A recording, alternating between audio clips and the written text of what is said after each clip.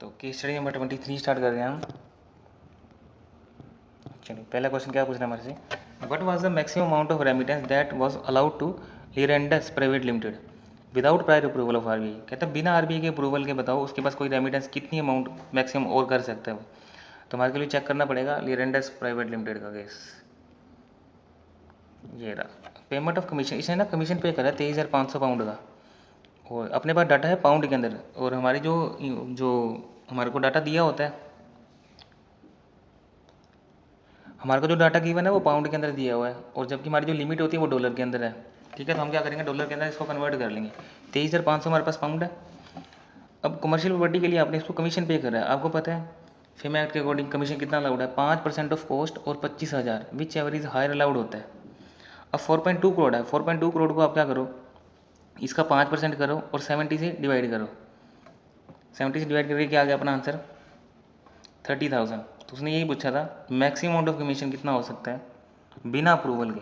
अगर 30,000 से ज़्यादा देना ना तो फिर अपने को अप्रूवल लेनी होगी, और 25,000 और 30,000 बीच एवरेज हायर 30,000 तक आपको अलाउड है, आपको कोई अप्रूवल लेने की जरूरत नहीं है। तो चलो चेक करते हैं, अपना आंसर 30,000 है, उसके अंदर ये सी आंसर अपना मैच हो गया। तो कमीशन की लिमिट क्या होती है 5% ऑफ कॉस्ट और 25,000 विच एवरेज हायर, ये डॉलर की लिमिट है। ठीक है, which of the following transaction is not prohibited for a non resident. अब इस चारों के अंदर ये चारों लाइनें पढ़ो आप और पता लगाओ कि इसके अंदर से कौन सी ट्रांजेक्शन ऐसी है जो प्रोहिबिटेड नहीं है नॉन रेजिडेंट के लिए। नॉन रेजिडेंट यहाँ पे पैसे लगा सकते हैं investment in real estate company against in the construction of plantation property. अपने को क्या बताना है, नॉट प्रोहिबिटेड, ये तो प्रोहिबिटेड है, प्लांटेशन में तो लगा ही नहीं सकता वो पैसे। एग्रीकल्चर तो आप बाहर लेके जाने नहीं देते। हमारा इंडिया ये चाहता है कि इंडिया के अंदर एग्रीकल्चर जो सेक्टर है ना उसके ऊपर सिर्फ इंडिया वालों का ही हक हो, प्लांटेशन तो पूरी प्रोहिबिटेड है। दूसरा कहता है subscription to permitted chit fund through banking channel and non repatriation basis, ये अलाउड है। चिट फंड अलाउड नहीं होता, चिट फंड में पैसे नहीं लगा सकते, लेकिन चिट फंड में सब्सक्रिप्शन ले सकते हो आप बैंकिंग चैनल के through plus non repatriation basis पे, ये आपको अलाउ किया गया है। तो अपना यही आंसर मैच हो गया, आगे जाने की जरूरत ही नहीं है, तो भी आंसर अपना मैच हो गया। उसने यही पूछा था जो प्रोहिबिटेड नहीं है ये अलाउड है अपने को। The adjudicating authority under the insolvency bankruptcy को 2016 admission of application for corporate resolution plan does not make an order for, यहाँ पे ये अपने को कह रहा है कि जो एडजुडिकेटिंग अथॉरिटी है आईबीसी एक्ट के अंदर वो on the admission of application corporate insolvency plan does not make an order, कौन से ऑर्डर नहीं दे सकती अपने को। Appointment of interim resolution professional ये दे सकती है, डिक्लेरेशन ऑफ मोरेटोरियम पीरियड ये भी ऑर्डर दे सकती है adjudicating authority. Causing a public announcement for initiation of corporate insolvency resolution process start कर रो ये भी कर सकती है। Formation of committee of creditor ये वाला काम तू थोड़ी देती है, एडजुडिकेटिंग अथॉरिटी थोड़ी देती है वाली। Formation of committee of creditor ये अपना आंसर गलत हो गया, तो आंसर हमारा क्या आ गया D. Whether the property held in the name of Sridevi by her father be considered as a Benami transaction, considering the fact that Sridevi got aware of the ownership of the property after the receipt of the notice from the adjudicating authority under the Foreign Exchange Management Act। अब FEMA act के according अपने से अपने answer पूछा हुआ इसने कि श्रीदेवी के नाम पे, श्रीदेवी के पापा ने ना क्या करी इसके नाम पे प्रॉपर्टी खरीद ली, और श्रीदेवी को पता ही नहीं था, श्रीदेवी फॉरेन में रहती थी, और इसके पास नोटिस आ गया, इसको अब पता चला भी इसके नाम पे तो कोई प्रॉपर्टी है, उसके पापा ने खरीद रखी है, उसको पता ही नहीं है। तुम्हारे से पूछा है कि इसको बताओ ये बेनामी ट्रांजेक्शन है या नहीं है। अब देखो मैं तुम्हारे को दिखाता हूँ, श्रीदेवी के दोनों पॉइंट दिखाता हूँ।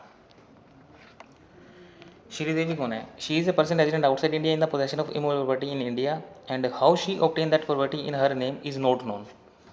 अब श्रीदेवी ने एलिगेशन क्या लगाई, श्रीदेवी कहती है property was acquired by my father who is in person resident in India in the my name but I was not aware of it. तो श्रीदेवी ने रिप्लाई दिया कि ये मेरे पापा ने खरीदी है प्रॉपर्टी, इंडिया के अंदर बैठे हैं वो, मैं तो फॉरेन में रहती हूँ, मुझे तो पता ही नहीं इस प्रॉपर्टी के बारे में।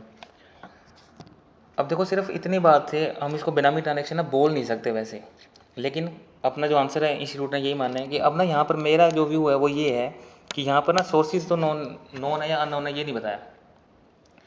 पापा ने बेटी के नाम पे प्रॉपर्टी खरीदी है, बेटी को नहीं पता, तो इसमें कोई गलत बात थोड़ी है, वो अवेयर नहीं है। हो सकता है पापा ने अपनी 1 नंबर की इनकम से पैसों से खरीदी हो, तो अगर 1 नंबर की इनकम से आपकी ये प्रॉपर्टी खरीदी है तो दिक्कत क्या है, बच्चों के नाम पे खरीद सकते हैं पेरेंट्स। लेकिन इस क्वेश्चन के अंदर ना हम क्या करेंगे, हमारे पास ये डाटा पूरा अभी ड्राफ्टिंग के अंदर ड्राफ्टिंग एरर है इसके अंदर, लेकिन हम ये मान के चलते हैं कि ये अननोन सोर्सेज से खरीदा होगा। तो अगर अननोन सोर्सेज से खरीदी है फिर ये बेनामी ट्रांजेक्शन हो जाएगी, बट अपने आप ये सोर्सेज मानना अननोन सोर्सेज मानना गलत होगा, लेकिन एक तो अपने को आंसर देना ही पड़ेगा। तो क्वेश्चन का जो आंसर दिया हुआ है इंस्टीट्यूट ने वो यस दिया हुआ है, ये मान के कि ये अननोन सोर्सेज से खरीदी हुई है, ठीक है। और अगर यहाँ पे सोर्स नोन होते ना, अगर सोर्स नोन होते तो फिर ये बेनामी ट्रांजेक्शन नहीं होती। पेरेंट्स बच्चे के नाम पे प्रॉपर्टी खरीद सकते हैं चाहे बच्चे को ना बताओ, बस सोर्सेज नोन है तो। Question number 5, if the credit period allowed by the importer, importer के केस में आपको 6 महीने के अंदर पेमेंट करनी होती है, कोई दिक्कत वाली बात नहीं है, 6 महीने पर आंसर आ जाएगा। In the light of the provision of FEMA its regulation please examine the validity of contention made by. अब साया एंटरप्राइजेज ने क्या डाली है चेक करते हैं।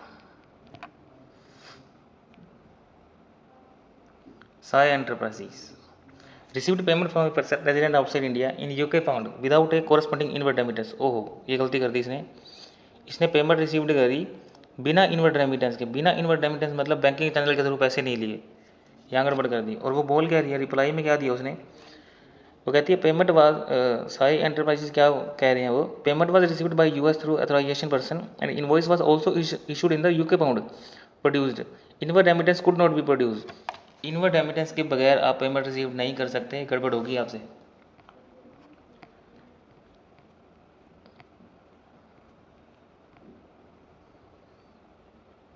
As per the section 3 foreign exchange management act no person shall receive otherwise through an authorise person. आप authorise person के बगैर पेमेंट रिसीव नहीं कर सकते।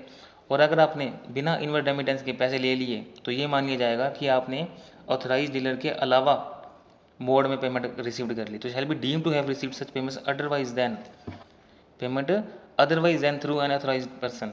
Even though Sai Enterprises told that payment was received by them through the authorised person but due to non production of inward remittance it would be deemed, ऐसा मान लिया जाएगा कि आपने ये अथोराइज पर्सन के अलावा पेमेंट डील करी है। तो जो साई एंटरप्राइजेज ने कंटेंशन दी थी वो कंटेंशन वैलिड नहीं है।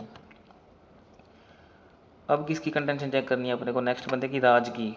राज ने क्या गलती कर दी, mister Raj comes to India for holidays, वो हॉलीडेज के लिए यहाँ पे आया हुआ है, 10 साल बाद यहाँ पे आया, 5/5/2019 को, और 28/7 को वो छोड़ के चला भी गया। While on his stay, he traded in transferable development rights received as a compensation from the state government।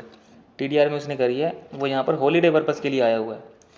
तो उसका रेजिडेंशियल स्टेटस क्या है, पिछले 10 साल से तो वो बाहर का ही है, पिछले 10 साल से वो बाहर का ही है, पर्सन रेजिडेंट आउटसाइड इंडिया ना। फिर वो यहाँ पे 3 पर्पज़ के लिए तो आया ही नहीं, हॉलीडेज़ के लिए आया हुआ है, तो उसका स्टेटस क्या है, पर्सन रेजिडेंट आउटसाइड इंडिया। और आउटसाइड इंडिया यहाँ पर TDR में काम कर ही नहीं सकता, ट्रेड कर ही नहीं सकता।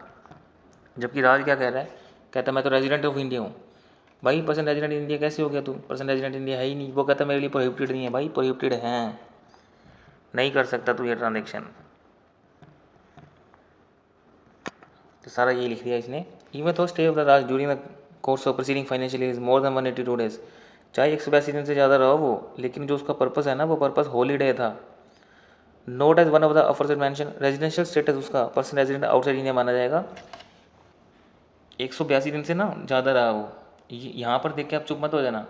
182 डेज़ के ज़्यादा भी अगर कोई बंदा इंडिया में रहा हुआ ना तो उसके अगले 3 पर्पस चेक किया करो।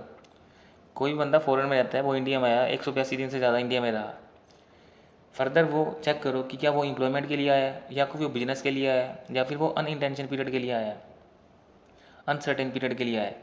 इन 3 केस के लिए आया तो फिर आप उसको रेजिडेंट मानते। वो तो ऐसे ही घूमने घामने हॉलीडे के लिए आया था, तो फिर आप क्या करेंगे, पर्सन रेजिडेंट आउटसाइड इंडिया मानेंगे इसको। उसकी जो कंटेंशन थी वो कहता मैं तो TDR में कर सकता हूँ, वो भाई तेरे लिए प्रोहिबिटेड है, PROI है तू। तो क्वेश्चन नंबर, चलो पॉइंट नंबर 3 पे चलते हैं। इसका चेक करना है, LLP हॉट्स LLP, चलो चेक करते हैं। डोनेशन दिया आपने 90,000 की, $90,000 की आपने डोनेशन दिया है LLP ने, made to a reputed institute in US field of the activity of donor company without prior approval of RBI, बिना RBI की अप्रूवल के इसने 90,000 की डोनेशन दे दी। अब अपने को पता है पिछले 3 साल फाइनेंशियल ईयर की जितनी आपकी अर्निंग होती है उसका 1% और $50 लाख, इन दोनों में जो लोअर होता है वो आपको अलाउड होता है। तो यहाँ पे 75 लाख है, $75 लाख का 1% कितना हो गया, 75,000 और $50 लाख, विच एवरेज लेस। तो अपने को मैक्सिमम अलाउड कितना था, $75,000, और आपने दे कितना दिया, 90,000 डोनेशन। गड़बड़ कर दी इसने भी। मतलब यही बात लिख दी ना इसने, प्रायर अप्रूवल यहाँ पे जरूरत थी, ज़्यादा दे दी ना। आप तो 75,000 ही दे सकते थे ज़्यादा से ज़्यादा, तो ज़्यादा दे दी। वो कहता है मेरे को प्रायर अप्रूवल की जरूरत ही नहीं है, भाई अप्रूवल लेनी पड़ेगी तुझे। चलो क्वेश्चन नंबर नेक्स्ट चेक करते हैं आप। Proceeding instituted by adjudicating authority by the issue of show-cause notice to TFI Private Limited under the provision of Foreign Exchange Management Act cannot be prohibited because going on corporate insolvency resolution process under the IBC 2016।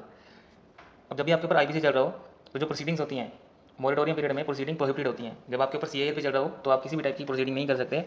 अगर आपके against proceeding पहले चल भी रही हो ना तो वो आपकी स्टे कर दी जाती हैं। मोरेटोरियम खत्म हो जाएगा, CIP प्रोसेस पूरा खत्म हो जाएगा, उसके बाद आपको अलाउड होती हैं, उसके बाद दोबारा वो चलती रहेंगी। तो ये क्वेश्चन रिपीटेड है, हम पहले भी केस स्टडी में कर चुके हैं। What shall be the amount of penalty that could be levied against Lerendes Private Limited if the offence is compounded by the relevant authority, whether adjudicating authority can take any further action? देखो उसने गड़बड़ क्या करी, आपको पहले भी ये discuss कर रहे थे एक पॉइंट। लेरेंडस ने क्या करा था, 23,500 पाउंड कमीशन पे कर दिया। अब 23,500 का अगर 1.3 से मल्टीप्लाई करूँ तो ये बन जाता है 30,550। और आपने देखा था अपने को अलाउड कितना था, अलाउड अपने को था मैक्सिमम 25,000 और 5%। 30,000 अलाउड किया था ना अपने पहले क्वेश्चन के अंदर। तो इसने कॉन्ट्रावेंशन कितनी कर दी, कॉन्ट्रावेंशन कर दी 550 की, जो ज़्यादा दे दी ना, 30,550 दे दिए, 550 फालतू दे दी, तो 550 का 3 टाइम्स इसके ऊपर पेनल्टी लगा दी जाएगी। वही अपने से पूछा इसने, इसने प्राइम निकाल के दिखा दिया। 5% उसका कितना बनता है, 23,500 गुना करके 30,550 आ गया। 30,550 30,000 से कितना ज़्यादा है 550, तो 3 गुना उसकी पेनल्टी लगा दी इसने।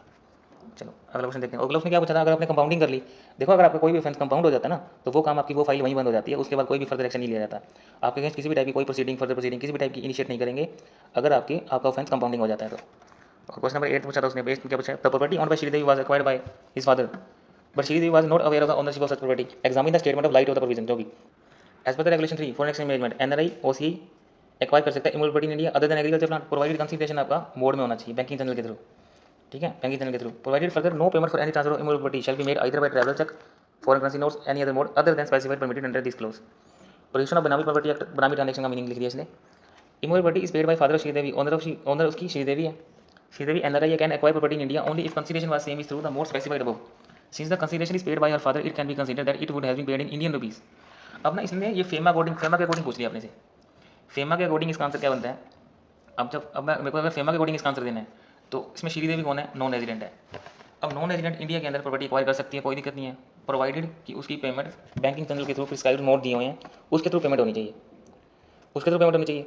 अब उसके पेमेंट करी किसने है, पापा ने करी है, तो उसके पापा ने करी है ना, तो वो इंडियन रुपीज़ में कर दी, इंडियन रुपीज़ में कर दी, वॉयलेट कर दिया, क्योंकि यहाँ पे मोड तोड़ दिया आपने, जिस मोड में आपको पेमेंट करनी थी, कंडीशन तोड़ दी फेमा की। फर्दर बेनामी में चले जाओ, Sridevi is not aware of the she is the owner of the property in India making the बेनामी ट्रांजैक्शन अपन कंसीडर कर दी थी उसको। Sridevi father can be prosecuted under the provision of protection of बेनामी एक्ट। सोर्सेज अभी नहीं पाया अपने यहाँ पे, क्वेश्चन अपने आप मांगी अननोन सोर्सेज अगर बेनामी है। चलो ये का बी पॉइंट क्या कहते हैं, What are the possible action that can be taken against Mr. Pasha? चलो पाशा ने क्या गलती कर दी, पाशा ये ही वॉज इन पोजेशन, पाशा के पास ना पोजेशन है इमोबल प्रॉपर्टी की US jointly with relative outside India. It was observe that there was outflow of fund USD $3 lakh. अच्छा, और पाशा ने गड़बड़ क्या कर दी, इसने $2.5 लाख तो दे दिया RFC अकाउंट से, यहाँ तक ठीक था सब कुछ। Adjudicating authority consider he replies in case mister Pasha adjudicating authority held inquiry in which was found 50,000 USD है ना, पाशा ने दिए हैं इन उससे सेल ऑफ ओपियम, यहाँ गड़बड़ कर दी, नार्कोटिक ड्रग भेज दी उसने, नार्कोटिक ड्रग में फंस गया। मिस्टर पाशा ने $2.5 लाख तो RFC अकाउंट से दे दिया और $50,000 उसने दे दिए, उसका कोई ड्रग्स बेच पड़ा था, ड्रग्स बेच के उसने पेमेंट कमाई और वहाँ से पेमेंट करी, उसका लाइसेंस भी नहीं था ये ओपियम बेचने का। नार्कोटिक ड्रग्स में फंस गया, नार्कोटिक ड्रग्स के अकॉर्डिंग 3 साल से लेकर 10 साल की उसको सजा मिलेगी। और अपने से पूछा क्या क्या है, पॉसिबल एक्शन बताया ना, अपने पॉसिबल एक्शन बता देंगे आपको उसके अंदर, नार्कोटिक ड्रग्स के बारे में बातें लिख देंगे, सजा सुना देंगे उसको। शेड्यूल्ड ऑफेंस है, 3 साल से 10 साल जेल है, ऑर्डर अरेस्ट का ऑर्डर दे दो उसको। Possible action can taken against mister Pasha ने ऑफेंसेस, कोई भी ऑफेंसेस ले सकती हैं। चलो ठीक है। BMT Associates in its reply provided the website address of the authority under RERA, wherein registration detail of the project can be obtained. What is the responsibility of authority under RERA with respect to such a grant of registration? अब जब भी अपने पास RERA के पास grant registration grant के लिए वो application आती है तो 30 दिन के अंदर अंदर या तो वो एप्लीकेशन को एक्सेप्ट करता है या फिर उस एप्लीकेशन को रिजेक्ट करता है। डायरेक्ट क्वेश्चन पूछा हुआ है, वो 30 वाली बातें लिख देंगे इसके अंदर अपन। चलो पढ़ते हैं यहाँ पर क्या कह रहे हैं। ग्रांट और रजिस्ट्रेशन सेक्शन 5 है, या तो 30 दिन के अंदर ग्रांट कर दूँगा रजिस्ट्रेशन, उसको लॉगिन ID पासवर्ड दे दूँगा सारा, ठीक है, और वेबसाइट एड्रेस के ऊपर जाकर वेब पेज क्रिएट करेगा, या फिर मैं उसको क्या कर दूँगा, रिजेक्ट कर दूँगा। रिजेक्ट में बिना अपॉर्चुनिटी बिंग करके नहीं करता। This section also provided if authority failed to grant the registration. और ये अगर मान लो मैंने इसको 30 दिन के अंदर ना हाँ का जवाब दिया ना का जवाब दिया तो अगले 7 दिन के अंदर मैं उसको लॉगिन ID पासवर्ड दे दूँगा और 30 दिन के अंदर मेरा ना डीम्ड अप्रूवल मान लिया जाएगा। देखो 30 दिन के अंदर मैंने उसको कोई रिप्लाई नहीं दिया, ना हाँ ना तो मेरी ये डीम्ड अप्रूवल मान ली जाएगी कि मैंने उसको एक्सेप्ट कर लिया। तो 30 दिन के अगले 7 दिन के अंदर मैं उसको लॉगिन ID पासवर्ड वगैरह प्रोवाइड करवा दूँगा। ये इसकी रिस्पॉन्सिबिलिटी होती है लॉगिन ID पासवर्ड वगैरह देना। और चलो यहाँ पर हमारी केस स्टडी खत्म होगी।